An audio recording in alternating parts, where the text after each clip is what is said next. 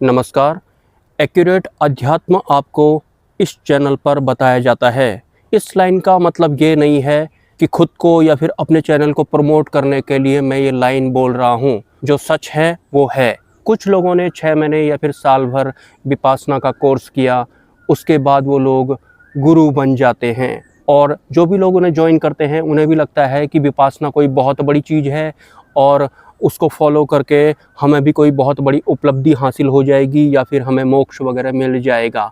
कुछ लोग past life regression की टेक्निक्स जानकर या फिर कुछ जानकारियाँ इकट्ठा करके गुरु बन जाते हैं और उसके बाद उनको ज्वाइन करने वालों को भी ऐसे ही लगता है कि हम अध्यात्म में फुल पीक पर पहुंच गए हैं या फिर हमारा जीवन सफल हो गया है। ऐसे ही कुछ लोग अंकों के बारे में जानकारी रखते हैं कि 4 नंबर में पैदा होने में लाइफ कैसी होती है, 10 तारीख को पैदा हुआ इंसान कैसा होता है। तो थोड़ा बहुत परिस्थितियां मैच हो जाने की वजह से उन लोगों को भी बहुत सारे लोग फॉलो करते हैं और उन्हें ऐसा लगता है कि यही असली अध्यात्म है। ऐसे ही अध्यात्म की और भी बहुत सारी टेक्निक्स हैं जिनको बहुत सारे लोग अपने चैनल के माध्यम से बता रहे होते हैं और उन्हें देखने वाले या फिर सीखने वाले जिज्ञासु भी बहुत सारे होते हैं, लेकिन उन्हें लगता है कि वो एक बहुत बड़ी चीज़ है। सबसे ज़्यादा लपेटे में अगर कोई आता है किसी एक आध्यात्मिक टेक्निक के तो विपासना वाले बहुत ज़्यादा लपेटे में आते हैं। उन्हें ऐसा लगता है कि ये बहुत बड़ी कोई चीज़ है, जबकि वास्तव में विपासना अगर किसी ने किया भी है 6 महीने या फिर 1 साल तो वास्तव में उसकी आध्यात्मिक यात्रा शुरू भी नहीं हुई है। ठीक उसी तरह से पास्ट लाइफ रेग्रेशन वाले भी होते हैं, उनकी भी एक तरह से आध्यात्मिक यात्रा शुरू हुई नहीं होती है।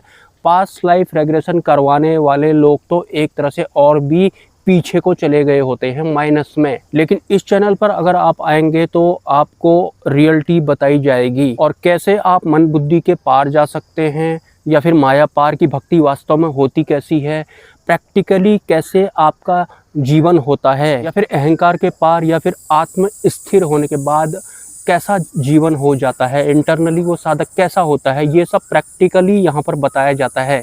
लेकिन बहुत तरीके का जो ज्ञान हम लोगों ने इकट्ठा किया होता है इस आश्रम में जा कर के, उस गुरु को सुन करके, उस विपासना वाले को सुन करके, पास्ट लाइफ रेग्रेशन वाले को सुन करके, माया वाले आत्मज्ञानी को सुन करके, उससे हमारी इंद्रियां काफ़ी हद तक स्ट्रीमिंग कर चुकी होती हैं, उनके प्रभाव में आ चुकी होती हैं और बहुत सारा ज्ञान हमने बड़ा समझ करके इकट्ठा किया होता है। लेकिन उस पुराने वाले ज्ञान के थ्रू हम पहुँचे कहीं नहीं होते हैं। लेकिन अगर हम इस चैनल पर भी पहुँचते हैं या फिर किसी ऐसे चैनल पर पहुँचते हैं जहाँ पर माया पार वाला अध्यात्म के विषय में चर्चा होती है, जहाँ पर वास्तव में अहंकार को मिटाया जाता है, प्रैक्टिकली उस पर काम किया जाता है, उस ओरिजिनल क्षेत्र में पहुंचने के बाद भी लोग पीछे वाले जो उनकी आध्यात्मिक उपलब्धियां होती हैं, जो कि एक तरह से कूड़ा होता है, उसको बड़ा समझ रहे होते हैं और उन्हें लगता है कि हम पहले से ही बहुत कुछ जानते हैं, जबकि वो कुछ नहीं जानते हैं। उन्होंने और भी अपने अंतःकरण को दूषित किया होता है विपासना वाले जैसे कोर्स कर करके,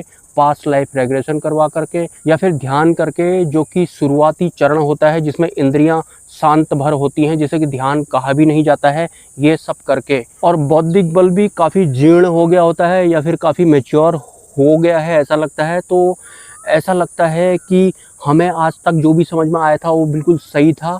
आगे का अध्यात्म जो हमको आजकल बताया जा रहा है वो कुछ खास नहीं है, उसमें कुछ होगा नहीं। बुद्धि भी उसके बाद उस लेवल की नहीं रहती है कि वास्तविक अध्यात्म को समझ पाए। वास्तविक अध्यात्म को आप तब समझेंगे जब आप वास्तव में आत्मस्वरूप होंगे, जब आप रियल होंगे तो रियल अध्यात्म ही आपके सामने प्रकट होगा। तो पहले अपने आप को आपको रियल करना है। रियल करने के लिए आपको मिटना होगा और ख़ुद को मिटाने के लिए आपको अहंकार पर काम करना बहुत ज़्यादा ज़रूरी होता है।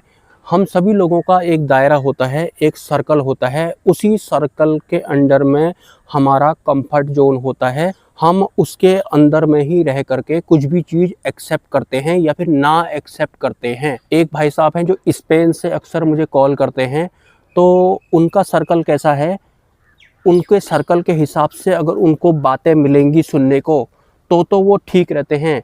अदरवाइज़ वो अपने कंफर्ट जोन को टूटता हुआ देख करके कहने लग जाते हैं कि अभी शायद आप उस लेवल की बात नहीं कर रहे हैं, फिर कभी और बात करेंगे। जैसे ही उनका वो सर्कल वाला कंफर्ट जोन ब्रेक होता है तो वो ऐसा कहने लग जाते हैं। लेकिन पिछले 1 साल से मैं देख रहा हूँ उनकी वास्तविक अध्यात्म में एंट्री भी नहीं हो पाई है, शुरुआत भी नहीं हो पाई है, जबकि सब कुछ मैंने उनको क्लियर बता दिया है कि करना क्या है आपको। हर बार अपने पर्टिकुलर सर्कल की वजह से या फिर उनका खुद का जो ईगो है उसकी वजह से वो उस राह पर चल ही नहीं पाते हैं।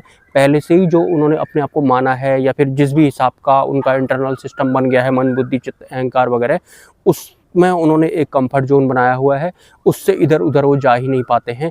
अपने अहंकार को भी वो नहीं पहचान पाते हैं, समय ही नहीं दे पाते हैं, वो ऊपर से बहस करने वो लग जाते हैं।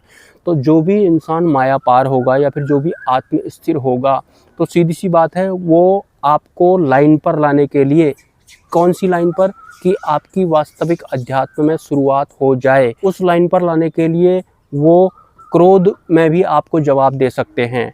वो किसी भी तरह की टेक्निक का प्रयोग कर सकते हैं, लेकिन आपकी शुरुआत होनी चाहिए। लेकिन अपने सर्कल के हिसाब से कुछ लोगों ने इस हिसाब से अपनी दुनिया को मजबूत बना रखा है या फिर सेव कर रखा है कि वो कुछ भी एक्स्ट्रा नहीं सुनना चाहते हैं, जिससे कि उनका वो सर्कल ब्रेक होगा, जिसमें कि उनका कंफर्ट जोन आता है, उनका ईगो आता है और भी बहुत तरह का उनका पुराना वाला ज्ञान आता है, मैं और मेरा वाली समझ उनकी आती है, उनके देश विदेश के टूर आते हैं, उनका पहले बहुत पहले कमाया गया खरबों रुपया आता है जो कि अब नहीं है, लेकिन टोटल मिलाकर के उन सब की आड़ लेकर के वो वास्तविक अध्यात्म में ना आकर के अपने ही कंफर्ट जोन में शब्दों को सुनने में भी इतने संकोच करते हैं, कहने लगते हैं कि अभी आज आप मूड में नहीं लग रहे हैं, जब आप मेरे हिसाब की बात करेंगे, मुझे समझने वाली, तो बात करेंगे। हर बार वो ऐसा ही कहते हैं और पिछले 1 साल से वो चूक रहे हैं, जबकि हमारे गुरुजी के बारे में मैंने उनको बहुत बार बताया है,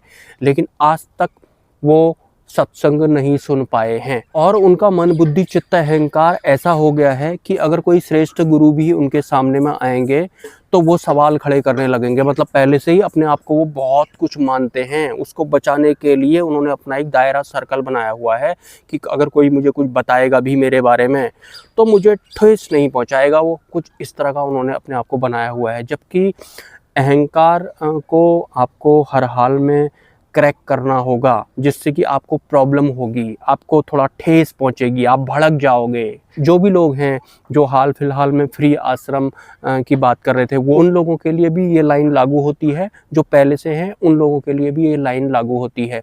एक महानुभाव और थे, वो किसी दूसरे आत्मज्ञानी के बारे में बोल रहे थे कि वो क्रोध बहुत ज़्यादा करते हैं।